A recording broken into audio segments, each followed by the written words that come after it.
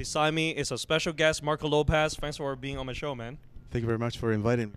So, you're the radio host for CIUT 89.5 FM, and I know you've been doing the radio show every Saturday, right? That's right. I've been doing the show every Saturday. I started on a Monday, believe it or not. I've been doing like the show. It's going to be 14 years this coming November. 14 years. 14 years. Yeah, I started Monday. I moved to Saturday. Then I moved to Sunday. And then I went back to Saturday probably 7 months ago. Wow, 14 years. And Yes. I just started with 16 episodes here. And, Excellent. it's still a long way to go to reach the 14 years mile. Well, That's a long milestone. for sure. I mean, you know what? Like, I wish you all the best. And yeah, you'll see one day you'll turn around and it's going to be like 10 years doing this, or maybe, who knows, right? Like, I mean, I wish all the best. Now, tell us about your show, because I know that your show speaks in Spanish, but Yeah. the show also is where your home country, Bolivian music. Yes. Well, you know what? There's a lot of people. I've been here in Toronto 25 years. There's a lot of people that don't really know the continent of South America. Okay, believe it or not. To be honest, I have I'm one of them. yeah, I am. Like I look like Spanish, and everybody since I came here, everybody knows Mexico, because a lot of people know Mexico because it's closer to the U.S. and everybody goes to Mexico. But the show, going back to my show, it's a show that I wanted to, when I came to Toronto, like yourself, like you're doing now, what your passion is. This is something that you like. I Right. know that. I notice. And you do it really well. Thank you. I mean, I started to look for stations, and I saw that Latin American music and culture in general, it was really well received, and it's really rich, because from Mexico down, most of the countries were conquered by the Spanish. And Spanish brought people from all over the world. One of the people that brought were from Africa. A lot of people from Africa were brought. And these cultures started to mix. And also there were cultures before the Spanish came, and the African people in South America, and they were the Incas, the Aymaras, and the Quechuas. These are the big ethnic groups before the Spanish. These people left and developed a lot of things, not only in astronomy, agriculture, but also they developed music. And the music from Bolivia, what it is Bolivia right now, it was actually based in wind instruments and drums. So that's why, what I said, there's people don't know about that. Right. They know cumbia, salsa, merengue, Yes, right. all the tropical dances, which are amazing, but they don't know that side of the music in Latin America as well. So that's why I basically, I came with the idea and I started to do it. Now, so Marco, so you mentioned about you being a radio host. So how do you start it? Like 14 years ago, how do you get the gig? How do you get the opportunity? Okay. And how do you all start? Because I know CIUT is a nonprofit organization That's as well. right. Yeah, that's right. You know what? When I was a kid, I was probably 12. One of my uncles was, actually still is, he's an electrician. I used to visit him sometimes, and I used to like to see him working with radios, like fixing radios, TVs. And while I was watching how he was doing things, we started to play a game. And this guy was a really fun guy. So we started to play, radio or something. He used to give me a mic and just talk about stuff. So when I came here, I started to look for radio stations. One day I came across CIUT 89.5 FM. It was a Saturday. And I found a show in Spanish. And I started to listen to that show, and then that show led me into other shows in CIUT, and I really liked the station. They had till now, they have really good programs. And the station went through restructure. It was closed for 2 months. And I started to look for the radio, and I didn't know nothing. I didn't find them anymore. But one day, I turned it in, and I listened, and they were back, and they were looking for programmers. So what I did is I called them, and then they said, whatever your show is, you have to write a proposal, and you have to give us a demo tape of an hour. Okay. An hour, yes. So I sent it, and they really liked it. And they said, you know what, can you start on Monday next week? And I was just completely thrown to the mic and to the board. Do you run around naked or taking a shower or ice bucket challenge or like No, how do yeah. you celebrate? Oh man, like it was a lot of concentration because you know what, I wanted to do well, on the mic and using the board and just get used to the mic. So how long is the show?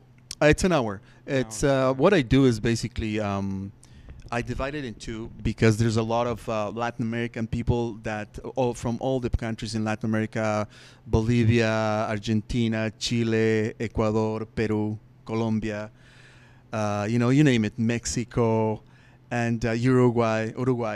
And they actually they speak Spanish, right? We are more than 14 countries that we speak Spanish, and we are a big family.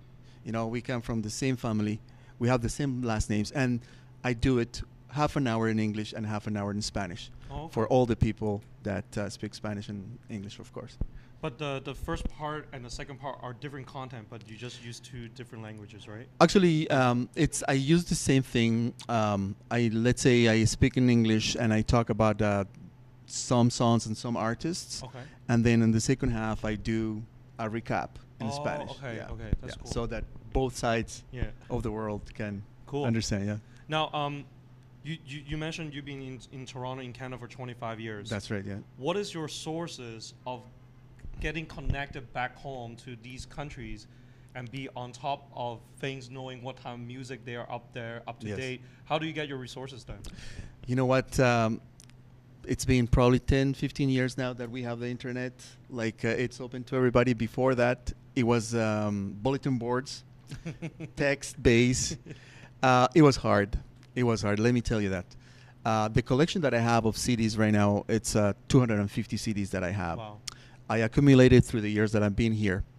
When I came here, I had some tapes from Bolivian music, and Sam's was open at that time for the people, that that was the place to go, man. I went there one day and I found tapes, and believe it or not, a tape cost Bolivian. It was a import.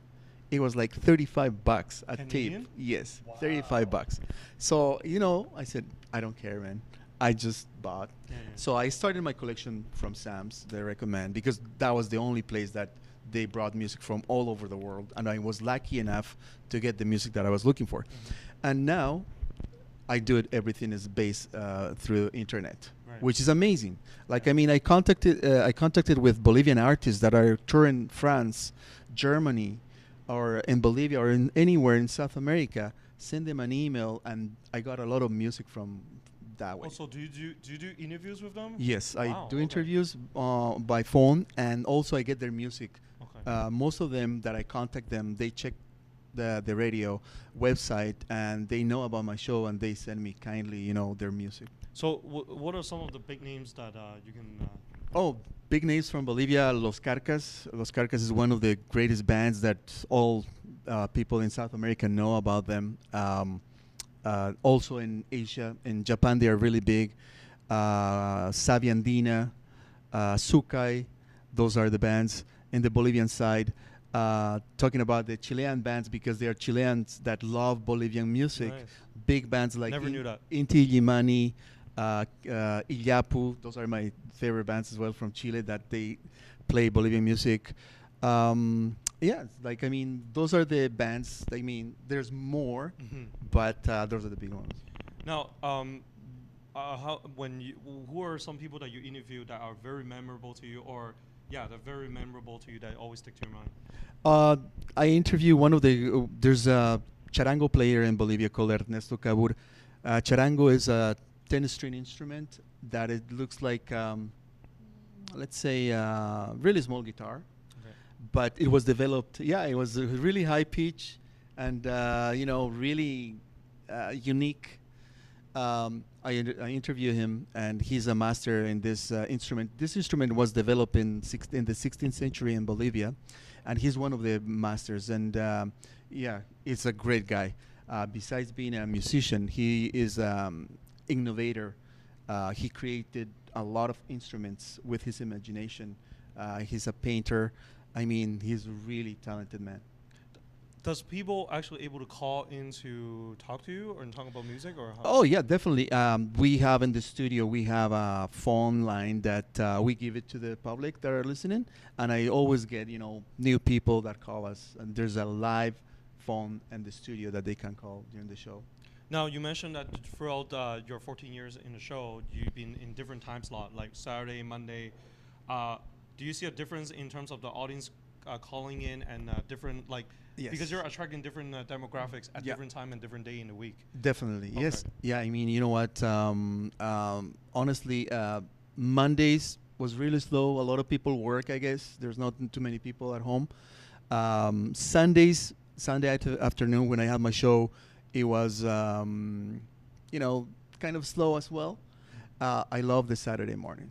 I love the Saturday morning because I've, met through the phone with people driving, Let's say there was a lady that said, you know what, I have a 5-year-old, I'm taking him to swimming lessons. And he's in the back in the seat, in the baby seat. And he was going crazy. And he goes, you know what, I was looking for music.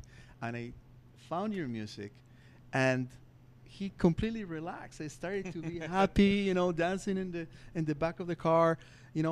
That's awesome because at that time in the morning, there's a lot of people traveling, going to work, going to do activities on Saturday morning that are looking for music, right? Right. Yeah. As always, we're a multicultural city in Toronto, and it's always great to learn different music from different cultures. Definitely. I mean, we are blessed to be in a melting pot, man. This is a mosaic of people in this country. Yes. Now, Marco, when have you ever encountered any mistakes or big boo-boo during the radio? This is live right here. Yes. And I gotta admit that mistakes does happen. What about you? Was there anything that you? You know what? I feel fortunate to be part of community radio, University of Toronto, CIUT. It's a non-profit, and mistakes happen. And you know what? That's the cool thing about it. Yeah, I like People that listen to you, you know what? You're not a structure. Yeah. You're not a machine. You're You're real. not a package. Yeah. You are on the spot. Yeah, live. And You're real. you know what? Things happen, and it should be that way.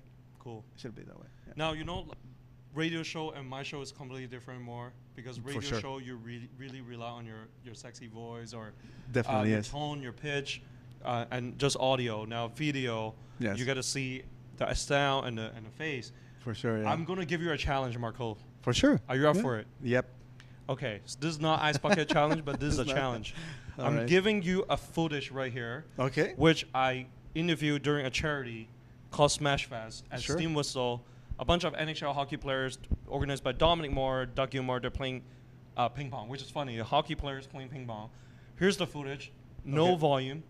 Sure. I want you to caption and commentate this in Spanish. For sure. I wanna see that experience. Is For really sure. cool for me. Yeah. So let's go. Let's check it out. Ok, estamos viendo un partido de ping pong que se ha llevado a cabo en Toronto, cerca de Rogers Center. Estamos viendo jugar a ping pong a una estrella de hockey que se llama Douglas Gilmore. Él es un ex Maple Leaf. Maple Leaf es un equipo de hockey en Toronto. Y él ha sido una de las grandes estrellas. Él está jugando ping pong en un festival de la cerveza Steam Whistle en Toronto, Canadá. Bueno, siguen jugando. Wow, yo. You know what? I gotta say, it is very interesting. It's very cool. It sounds really nice, very smooth. Thanks, man. How was that? How was that experience? Oh, it's great.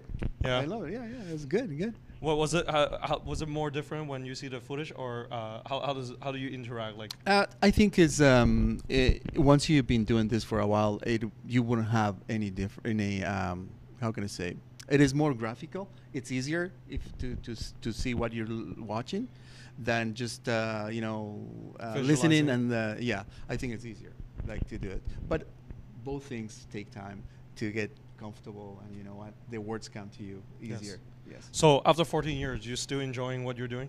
It's, you know what, as I said before, I always, I said this to the audience, it's Saturday is my favorite day of the week because I have the show. So Marco, and it's one of the great things. Marco, best of luck to the same to continue you. of your show. So Stay tuned Thank if you you very want to much. check out CIUT 89.5 FM. And what time would it be on Saturday? Saturday from 10 to 11. My show's name is Viento Sur, Okay. which it translates to Southern Wind, because the wind of the South brings beautiful music, amazing energy, because that music is linked to our universe and to our Earth. Wow, that's very meaningful, very deep. Thanks for having me here. Oh, thank you for inviting me, man. Yeah, and better check out Marco Lopez show. Tomorrow, I'm going to check out TIFF Lightbox premiere of Marco Parada. His Untold short film will be premiered tomorrow, and I'm going to check it out. And you know what? TIFF is just around the corner, and it's the most exciting places in the world next week, because there will be parties, people want to watch films, people will just want to start grazing around and check out who's the A-list celebrities going to come. You know, everybody have something that they interested. So check out next week for my show and see who is going to bring my guests. But it's going to be TIFF, Focus, Excitement. I'm going to bring people who can tell you where the hot spots is, where they can check out celebrities, where's a good place to party, and everything.